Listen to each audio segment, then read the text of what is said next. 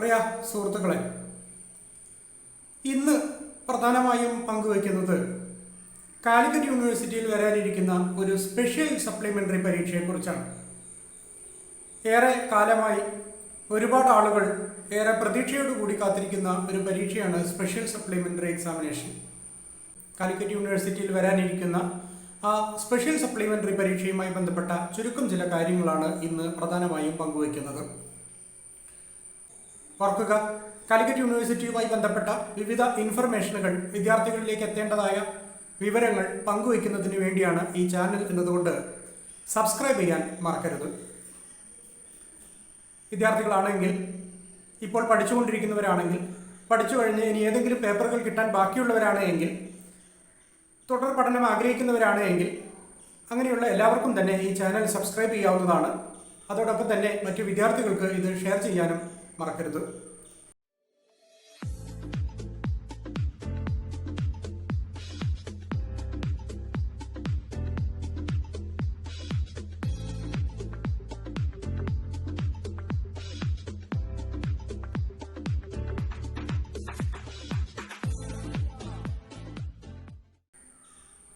Okay, അപ്പോൾ നമുക്ക് തുടങ്ങാം. എന്താണ് സ്പെഷ്യൽ സപ്ലിമെൻ്ററി?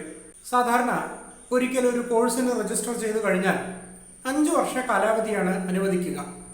5 വർഷ കാലയളവിനുള്ളിൽ നമുക്ക് എഴുതിയെടുക്കാനുള്ള പേപ്പറുകളൊക്കെ എഴുതിയെടുത്ത് കോഴ്സ് പൂർത്തിയാക്കേണ്ടതുണ്ട്. 5 വർഷ കാലാവധി പൂർത്തിയായി കഴിഞ്ഞാൽ പിന്നീട് അവ എഴുതിയെടുക്കുക എന്നത് സാധ്യമല്ല, സാധാരണഗതിയിൽ സാധ്യമല്ല. പിന്നീട് എഴുതണമെന്നുണ്ടെങ്കിൽ യൂണിവേഴ്സിറ്റികൾ പ്രഖ്യാപിക്കുന്ന ഏതെങ്കിലും മേഴ്സി ചാൻസുകളിലൂടെ അല്ലെങ്കിൽ ഇതേപോലെ വരുന്ന സ്പെഷ്യൽ സപ്ലിമെൻ്ററി പരീക്ഷകളിലൂടെ ആണ് എഴുതി പൂർത്തിയാക്കാൻ സാധിക്കുക. അങ്ങനെയുള്ള ഒരു സ്പെഷ്യൽ സപ്ലിമെൻ്ററി പരീക്ഷയെക്കുറിച്ചാണ് ഇന്ന് പ്രധാനമായും പങ്കുവയ്ക്കുന്നത്. 2019 മാർച്ച് 2-ാം തീയതി കാലിക്കറ്റ് യൂണിവേഴ്സിറ്റിയിൽ ഒരു അദാലത്ത് നടന്നിരുന്നു. അന്നത്തെ ബഹുമാനപ്പെട്ട ഉന്നത വിദ്യാഭ്യാസ വകുപ്പ് മന്ത്രി കൂടി പങ്കെടുത്ത ഒരു അദാലത്തായിരുന്നു അത്.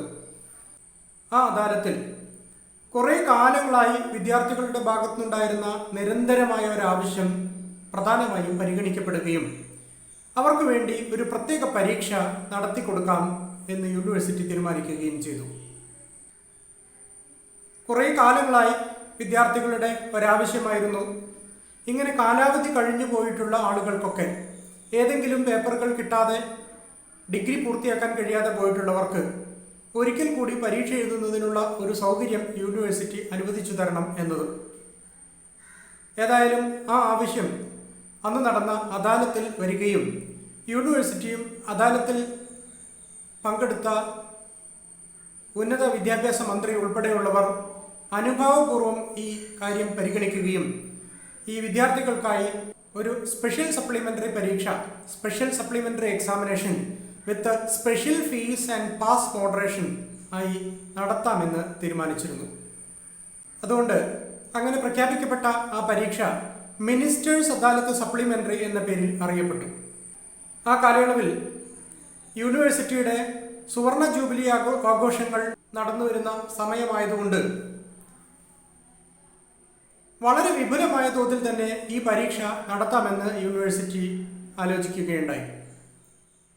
അതിൻ്റെ ഭാഗമായിട്ടാണ് കഴിഞ്ഞ 25 വർഷക്കാലം കാലിക്കറ്റ് യൂണിവേഴ്സിറ്റിയുടെ വിവിധ കോളേജുകളിലായും പ്രൈവറ്റായും ഒക്കെ വിവിധ കോഴ്സുകൾക്ക് പഠിച്ചിരുന്ന ആളുകൾക്ക് കോഴ്സൊക്കെ കംപ്ലീറ്റ് ചെയ്ത് കഴിഞ്ഞതിന് ശേഷവും ഏതെങ്കിലും ചുരുക്കം ചില പേപ്പറുകൾ കിട്ടാതെ പോയതിൻ്റെ ഭാഗമായി ഡിഗ്രി എന്ന സ്വപ്നം സാക്ഷാത്കരിക്കാൻ കഴിയാതെ പോയവരുണ്ടെങ്കിൽ അവർക്ക് എഴുതിയെടുക്കുന്നതിനുള്ള ഒരവസരം വീണ്ടും നൽകാമെന്ന് തീരുമാനിക്കുകയുണ്ടായി. തുടക്കത്തിൽ ഇത് മിനിസ്റ്റേഴ്സ് അദാലത്ത് എന്ന പേരിലാണ് അറിയപ്പെട്ടിരുന്നത്.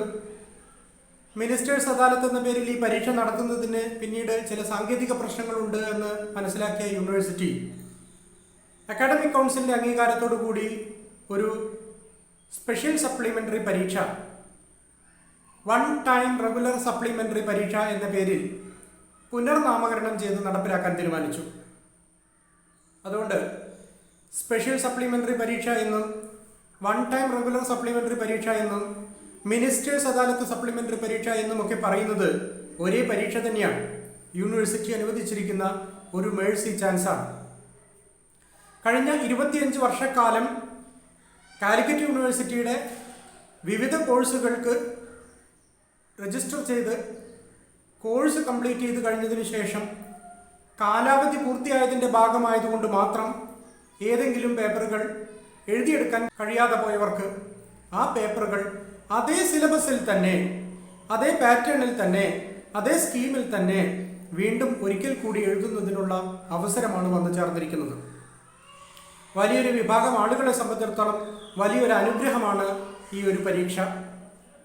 ജോലി ലഭിക്കണമെന്ന് ആഗ്രഹിക്കുന്ന ആളുകൾ, പുതിയ ജോലിക്ക് കയറണമെന്ന് ആഗ്രഹിക്കുന്ന ആളുകൾ, പ്രൊമോഷന് കാത്തിരിക്കുന്ന ആളുകൾ തുടങ്ങി എല്ലാവർക്കും ഒരു വലിയ അനുഗ്രഹമായാണ് ഈ പരീക്ഷ വരാനിരിക്കുന്നത്.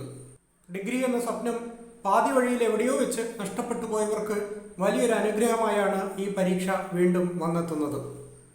1995 അവസാന വർഷ പരീക്ഷ എഴുതിയ ആളുകൾക്ക് മുതൽക്ക് ഇങ്ങോട്ടേക്ക് 2014 വരെയുള്ള ആളുകൾക്ക് വേണ്ടിയാണ് പരീക്ഷ പ്രഖ്യാപിച്ചിരുന്നത്. അന്ന് പരീക്ഷ പ്രഖ്യാപിക്കുമ്പോൾ 2014 വിദ്യാർത്ഥികൾക്ക് മാത്രമാണ് ചാൻസ് പൂർണ്ണമായും അവസാനിച്ചിരുന്നത്. പക്ഷേ കോവിഡും ലോക്ക്ഡൗണും അനുബന്ധമായ കാരണങ്ങൾ കൊണ്ട് പരീക്ഷ തുടങ്ങാൻ കഴിയാതെ പോയി. പരീക്ഷ തുടങ്ങുന്നതിനാവശ്യമായ ഒരുക്കങ്ങൾ യൂണിവേഴ്സിറ്റിയിൽ ഇപ്പോൾ നടന്നുകൊണ്ടിരിക്കുന്നു. താരതമ്യേന നിയന്ത്രണങ്ങളൊക്കെ കുറഞ്ഞ സാഹചര്യത്തിൽ നടക്കേണ്ടിയിരുന്ന റെഗുലർ പരീക്ഷകളൊക്കെ പൂർത്തിയാക്കി പിന്നീട് സ്പെഷ്യൽ സപ്ലിമെൻ്ററി പരീക്ഷ ആരംഭിക്കുന്നതിനുള്ള എല്ലാ ഒരുക്കങ്ങളും യൂണിവേഴ്സിറ്റി തലത്തിൽ പൂർത്തിയായി വരുന്നുണ്ട്. പക്ഷേ അപ്പോഴേക്കും 2015-കാരുടെ ചാൻസും പൂർണ്ണമായും അവസാനിച്ചിരിക്കുന്നു. 2016-കാരുടെ അവസാന ചാൻസിലാണ് ഇപ്പോൾ എത്തി നിൽക്കുന്നത്. അപ്പോൾ നേരത്തെ 2014 വരെയുള്ളവർക്കാണ് ഈ പരീക്ഷ പ്രഖ്യാപിച്ചിരുന്നതെങ്കിൽ ഒരുപക്ഷെ 2015-കാരെ കൂടി ഉൾക്കൊള്ളിച്ച് ഈ പരീക്ഷ നടക്കേണ്ടതാണ്. സ്പെഷ്യൽ സപ്ലിമെൻ്ററി ഇനത്തിൽ ചുരുക്കം ചില പരീക്ഷകൾ ഫീസ് അടയ്ക്കുന്നതിന് വേണ്ടി നോട്ടിഫൈ ചെയ്ത് കഴിഞ്ഞിട്ടുണ്ട്. ഇനി ബാക്കിയുള്ളത് വരാനിരിക്കുന്നു. ആർക്കൊക്കെയാണ് ഈ പരീക്ഷ എഴുതാൻ സാധിക്കുക? കഴിഞ്ഞ 25 വർഷക്കാലം കാലിക്കറ്റ് യൂണിവേഴ്സിറ്റിയുടെ കീഴിലുള്ള വിവിധ കോഴ്സുകൾ രജിസ്റ്റർ ചെയ്ത് പഠനം പൂർത്തിയാക്കിയ ആളുകൾക്കാണ് പരീക്ഷ എഴുതാൻ സാധിക്കുക. റെഗുലർ വിദ്യാർത്ഥികൾ, അഫിലിയേറ്റഡ് കോളേജിലെ വിദ്യാർത്ഥികൾക്കും പ്രൈവറ്റായി പഠിച്ചിട്ടുള്ള വിദ്യാർത്ഥികൾക്കും ഒക്കെ തന്നെയും ഈ അവസരം ഉപയോഗപ്പെടുത്താം. അവസാനമായി വന്ന വിവരങ്ങൾ അനുസരിച്ചാണെങ്കിൽ 95-ൽ അവസാന വർഷ പരീക്ഷ എഴുതിയവരുൾപ്പെടെ എങ്കിൽ 92 അഡ്മിഷൻകാരുൾപ്പെടെയുള്ള ആളുകൾക്കാണ് പരീക്ഷ എഴുതാൻ സാധിക്കുക. ഒരു പ്രധാന കാര്യം കോഴ്സ് പൂർത്തിയാക്കിയിരിക്കണം എന്നതാണ്. അവസാന വർഷ പരീക്ഷയ്ക്കും അപേക്ഷ നൽകിയിട്ടുള്ള കാൻഡിഡേറ്റ് ആയിരിക്കണം. കൃത്യമായി ഫീസ് അടച്ച് അപേക്ഷ നൽകിയിട്ടുള്ള കാൻഡിഡേറ്റ് ആയിരിക്കണം. അങ്ങനെയെങ്കിൽ മാത്രമാണ് യൂണിവേഴ്സിറ്റിയുടെ കണക്കിൽ റെഗുലർ വിദ്യാർത്ഥിയായി കണക്കാക്കുക. അങ്ങനെ റെഗുലർ വിദ്യാർത്ഥികളായിരുന്നവർക്ക് മാത്രമാണ് പരീക്ഷ എഴുതാൻ സാധിക്കുക. 1-ാം വർഷം അല്ലെങ്കിൽ 2-ാം വർഷം വരെ ക്ലാസ്സിന് പോവുകയും പരീക്ഷയ്ക്ക് അപേക്ഷിക്കുകയും പിന്നീട് 3-ാം വർഷം അപേക്ഷിക്കാതിരിക്കുകയും ചെയ്തിരുന്നവർക്ക് പരീക്ഷ എഴുതാൻ സാധിക്കില്ല. സെമസ്റ്റർ സമ്പ്രദായത്തിലാണെങ്കിൽ 3-ാമത്തെ സെമസ്റ്റർ വരെ അല്ലെങ്കിൽ 4-ാമത്തെ സെമസ്റ്റർ വരെ പരീക്ഷ എഴുതിയിരുന്നു. പിന്നീട് 5-ാം സെമസ്റ്ററോ 6-ാം സെമസ്റ്ററോ പരീക്ഷ എഴുതാൻ സാധിച്ചില്ല, അല്ലെങ്കിൽ അപേക്ഷ സമർപ്പിച്ചിട്ടില്ല. അങ്ങനെയൊക്കെയുള്ള കേസുകളാണെങ്കിൽ യൂണിവേഴ്സിറ്റിയുടെ കണക്കിൽ ഡിസ്കണ്ടിന്യൂഡ് ആയിട്ടുള്ള വിദ്യാർത്ഥികളാണ്. അങ്ങനെ ഡിസ്കണ്ടിന്യൂഡ് ആയിട്ടുള്ള ആളുകൾക്ക് ഈ പരീക്ഷ എഴുതാൻ സാധിക്കില്ല. ഫസ്റ്റ് ഇയർ മുതൽ അവസാന വർഷം വരെ കൃത്യമായി ഫീസ് അടച്ച് അപേക്ഷ സമർപ്പിച്ച് പരീക്ഷ എഴുതിയിട്ടും ഏതെങ്കിലും പേപ്പറുകൾ കിട്ടാതെ പോയവരുണ്ടെങ്കിൽ അവർക്ക് എഴുതിയെടുക്കാം. ഇനി അപേക്ഷ സമർപ്പിച്ചിട്ട് പരീക്ഷ എഴുതാൻ കഴിയാതെ പോയാലും ആബ്സെൻ്റായി കണക്കാക്കും. അങ്ങനെയുള്ളവർക്കും ഈ പരീക്ഷ എഴുതാം. അവസാന സെമസ്റ്റർ വരെയുള്ള അല്ലെങ്കിൽ അവസാന വർഷം വരെയുള്ള എല്ലാ പരീക്ഷകൾക്കും കൃത്യമായി ഫീസ് അടച്ച് അപേക്ഷിച്ചിട്ടുണ്ടായിരിക്കണം എന്നതാണ്. ഈ പരീക്ഷയ്ക്ക് താരതമ്യേന ഫീസ് അല്പം കൂടുതലാണ്. സാധാരണഗതിയിൽ ഇങ്ങനെ മേഴ്സി ചാൻസ് ആയി നടക്കുന്ന പരീക്ഷയ്ക്ക് അല്ലെങ്കിൽ സ്പെഷ്യൽ സപ്ലിമെൻ്ററി ആയി നടക്കുന്ന പരീക്ഷകൾക്കൊക്കെ ഫീസ് റേറ്റ് താരതമ്യേന ഉയർന്നതാണ്. കൃത്യമായി പറഞ്ഞാൽ 2760 രൂപയാണ് ഒരു പേപ്പറിനുള്ള പരീക്ഷാ ഫീസായി നിശ്ചയിച്ചിരിക്കുന്നത്. പ്ലസ് 500 രൂപ രജിസ്ട്രേഷൻ ഫീസും അടയ്ക്കേണ്ടതുണ്ട്. 5 പേപ്പർ വരെ ഓരോ പേപ്പറിനും 2760 രൂപയാണ് നിശ്ചയിച്ചിരിക്കുന്നത്. 5ൽ കൂടുതൽ വരുന്ന ഓരോ പേപ്പറിനും 1000 രൂപ വീതം അധികമായി അടയ്ക്കേണ്ടതുണ്ട്. ഉദാഹരണത്തിന് 3 പേപ്പർ എഴുതിയെടുക്കാനുള്ള ഒരാളാണെങ്കിൽ 3 × 2760 പ്ലസ് 500 രൂപ ആണ് പരീക്ഷാ ഫീസായി വരിക. 5 പേപ്പറാണ് എഴുതിയെടുക്കാനുള്ളതെങ്കിൽ 5 × 2760 പ്ലസ് 500 എന്ന നിലയ്ക്കാണ് ഫീസ് വരിക. 7 പേപ്പർ എഴുതിയെടുക്കാനുള്ള ആളാണെങ്കിൽ 5 × 2760 പ്ലസ് അധികം വന്ന 2 പേപ്പറിന് 2000 പ്ലസ് 500 എന്ന നിലയ്ക്കാണ്. 8 പേപ്പർ ഉണ്ടെങ്കിൽ 2760 × 5 പ്ലസ് 3000 പ്ലസ് 500. ഇതാണ് ഫീസിൻ്റെ ഘടന. താരതമ്യേന ഉയർന്ന ഫീസാണ് ഇത്തരം പരീക്ഷകൾക്ക് നിശ്ചയിക്കാറുള്ളത്. ഇത്തരം പരീക്ഷകൾ വിദ്യാർത്ഥികളുടെ ആവശ്യാർത്ഥം നടക്കുന്നതാണ് എന്നതുകൊണ്ട് ഈ പരീക്ഷകൾ നടത്തുന്നതിന് ആവശ്യമായിട്ടുള്ള ചെലവുകൾ പരീക്ഷാർത്ഥികൾ വഹിക്കണം എന്നതാണ് വ്യവസ്ഥ. അതിൻ്റെ അടിസ്ഥാനത്തിലാണ് ഈ ഫീസ് ഉയർത്തി നിശ്ചയിച്ചിരിക്കുന്നത്. മുൻകാലങ്ങളിലൊക്കെ ഇതുപോലെയുള്ള പരീക്ഷകൾ നടന്നപ്പോൾ യൂണിവേഴ്സിറ്റിക്ക് വന്നിട്ടുള്ള ചെലവുകളുടെ ശരാശരി കണക്കാക്കിയാണ് പരീക്ഷാ ഫീസ് നിശ്ചയിച്ചിരിക്കുന്നത്. പരീക്ഷാ ഫീസ് അല്പം കൂടുതലാണെങ്കിലും ഈ ഒരു ചാൻസ് വീണ്ടും വന്നു എന്നതാണ് ഏറ്റവും പ്രധാനമായ കാര്യം.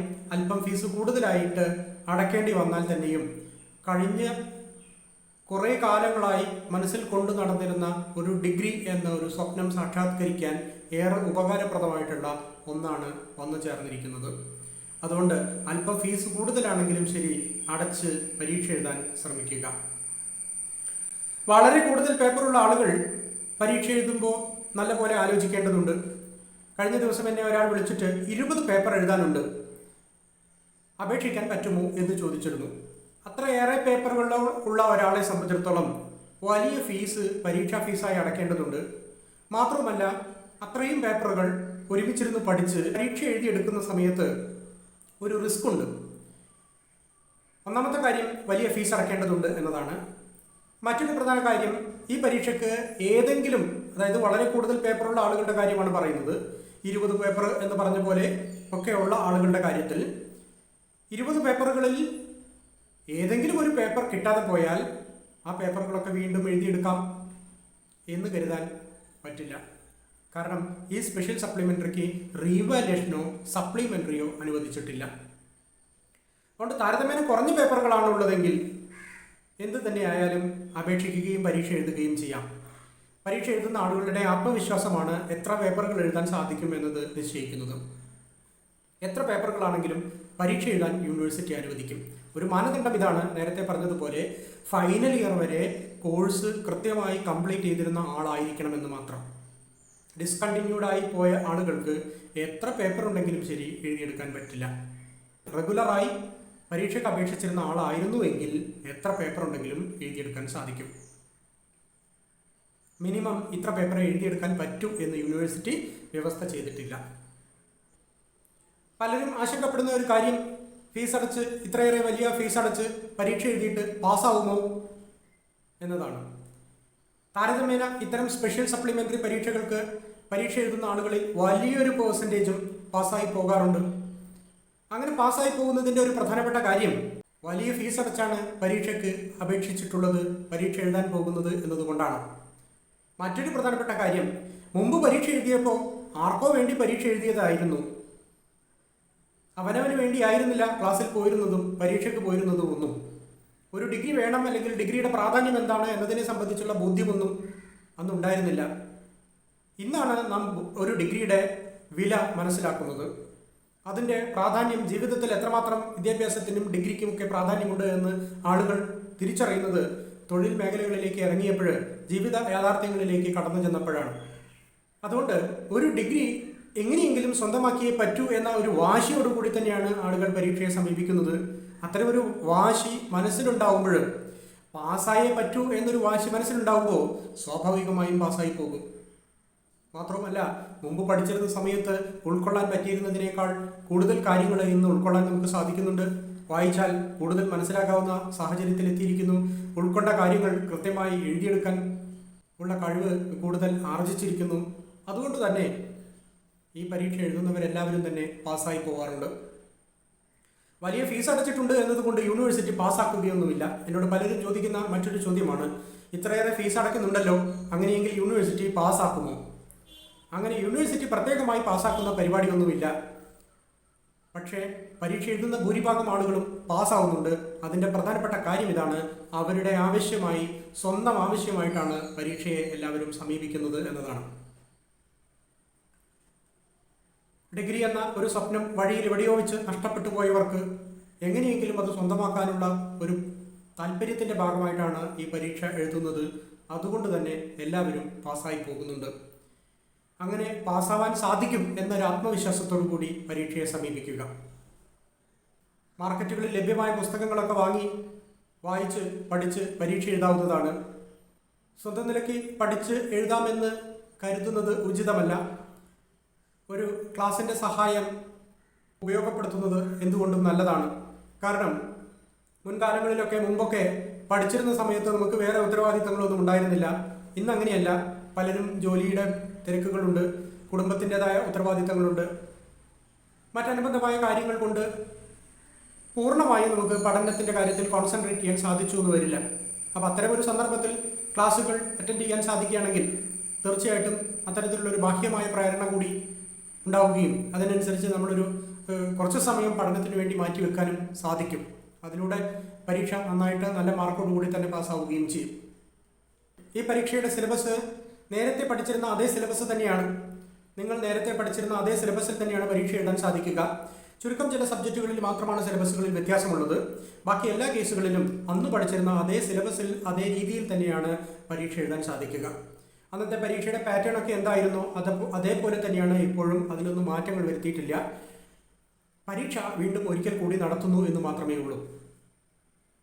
പരീക്ഷയുടെ ആദ്യഘട്ടം എന്ന നിലയിൽ 2005 മുതൽ 2009 വരെയുള്ള BCom വിദ്യാർത്ഥികളുടെ കൊമേഴ്സ് പേപ്പറുകളുടെ പരീക്ഷയാണ് ആദ്യം വരാൻ സാധ്യതയുള്ളത്. അതുമായി ബന്ധപ്പെട്ട ഒരുക്കങ്ങൾ യൂണിവേഴ്സിറ്റി തലത്തിൽ നടന്നുകൊണ്ടിരിക്കുന്നുണ്ട്. ഏതെങ്കിലും വിഷയങ്ങൾക്ക് ക്ലാസ്സുകളോ നോട്ടുകളോ ആവശ്യമുണ്ടെങ്കിൽ താഴെ ഡിസ്ക്രിപ്ഷൻ ബോക്സിൽ കൊടുത്തിരിക്കുന്ന ഗൂഗിൾ ഫോം ഫില്ല് ചെയ്ത് അയക്കേണ്ടതാണ്. മൊബൈൽ ഫോൺ നമ്പറും ഞാൻ അവിടെ കൊടുത്തിട്ടുണ്ട്. ഇതുമായി ബന്ധപ്പെട്ട ഏതെങ്കിലും തരത്തിലുള്ള സംശയങ്ങളുണ്ടെങ്കിൽ അതിൽ വാട്സപ്പ് ചെയ്യാവുന്നതാണ്. പല വിഷയങ്ങൾക്കും ഓൺലൈൻ ക്ലാസ്സുകൾ ലഭ്യമാണ്. ഒട്ടുമിക്കവാറും വിഷയങ്ങളുടെ ബുക്കുകളും ലഭ്യമാണ്. അത്തരം സഹായങ്ങൾ ആവശ്യമുള്ളവർ താഴെ കാണുന്ന ഗൂഗിൾ ഫോം ക്ലിക്ക് ചെയ്ത് വിവരങ്ങൾ സബ്മിറ്റ് ചെയ്യുക. ഓക്കെ. അപ്പോൾ മിനിസ്റ്റേഴ്സ് അദാലത്ത് സപ്ലിമെൻ്ററി അഥവാ വൺ ടൈം റെഗുലർ സപ്ലിമെൻ്ററി അതുമല്ലെങ്കിൽ സ്പെഷ്യൽ സപ്ലിമെൻ്ററി എന്നീ പേരുകളിലൊക്കെ അറിയപ്പെടുന്ന ഒരു സ്പെഷ്യൽ സപ്ലിമെൻ്ററി പരീക്ഷ അധികം വൈകാതെ തന്നെ കാലിക്കറ്റ് യൂണിവേഴ്സിറ്റിയിൽ ആരംഭിക്കും. കൊറോണയുമായി ബന്ധപ്പെട്ട കാരണങ്ങൾ കൊണ്ടാണ് ഈ പരീക്ഷ നീണ്ടുപോയത്. ഇല്ലെങ്കിൽ ഇത് തുടങ്ങി അവസാനിക്കേണ്ട സമയമായിരുന്നു. ഈ പരീക്ഷ പൂർത്തിയാക്കേണ്ട സമയമായിരുന്നു. സെമസ്റ്റർ സമ്പ്രദായത്തിൽപ്പെട്ടിട്ടുള്ള ആളുകളുടെ കാര്യത്തിൽ 2009 മുതൽ 2013 വരെയുള്ള വിദ്യാർത്ഥികളുടെ 3, 5, 6 സെമസ്റ്റർ പരീക്ഷകളാണ് ഇതുവരെ വിളിച്ചു കഴിഞ്ഞിട്ടുള്ളത്. മറ്റു സെമസ്റ്ററുകളുടേതൊന്നും തന്നെ വിളിച്ചിട്ടില്ല. ബാക്കിയെല്ലാം വിളിക്കാനിരിക്കുന്നേയുള്ളൂ.